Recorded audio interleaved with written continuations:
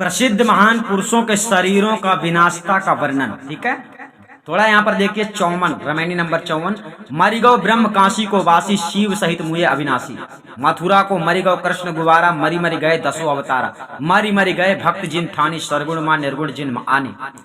साखी है नाथ मछंदर वाचे नाही गोरख दत्त व्यास कहाँ कबीर पुकार के ही सब परे काल की फांस।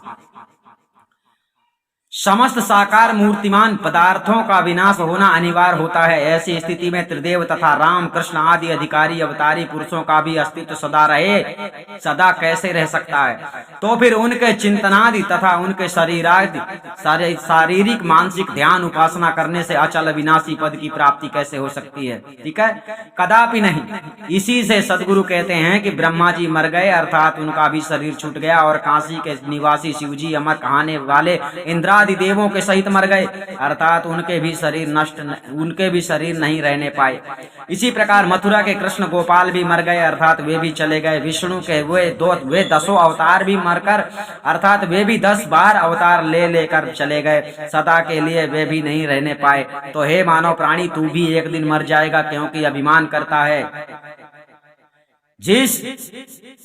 क्यों अभिमान करता है? जिन सगुण भक्त शिरोमणि आचार्य गणों ने सगुण भक्ति मार्ग की स्थापना की थी वे भी मर मर कर चले गए। जिन आचार्य गणों ने सगुण में ही निर्गुण लाया था अर्थात जिन्होंने सगुण के चिंतन करते करते वही सगुण निर्गुण हो जाता है, ऐसा उपदेश किया था। अर्थात जिन्होंने सगुण की भक्ति में निर्गुण भक्ति का अंतर्भाव किया था वे लोग भी चले गए। सगुणोपासक का यह सिद्धांत है कि प्राकृत है गुणों से रहित होने से निर्गुण कहा जाता है। इस प्रकार वे लोग सगुण में ही निर्गुण का अंतर्भाव करते थे। मच्छंदर नाथ जी भी काल के हाथ से नहीं बच सके और गोरखनाथ जी दत्तात्रेय व्यास जी भी नहीं छूटे। सदगुरु कबीर साहब कहते हैं, पुकार कर कहते हैं कि ये सब काल के फांस में पड़ गए। संसार में जो जन्म लेता है वह अवश्य मरता ही है। जो व्यक्त होता है वह अवश्य लीन होता है। इस नियम के अनुसार ब्रह्मादि विष्णु शिव ये त्रिदेव सृष्टि के आदि में निरंजन तथा आद्या देवी से उत्पन्न होते हैं और महाप्रलय के समय शून्य के अंतर्गत ज्योति स्वरूप ओमकार ब्रह्म निरंजन में आद्या देवी के सहित लीन होकर रहते हैं। इसी प्रकार समस्त अवतारी पुरुष तथा इंद्रादि देव और ऋषि मुनि आदि की भी यही दशा होती है कि अमुक समय में उत्पन्न होकर अमुक समय में शरीर छोड़ना ही है।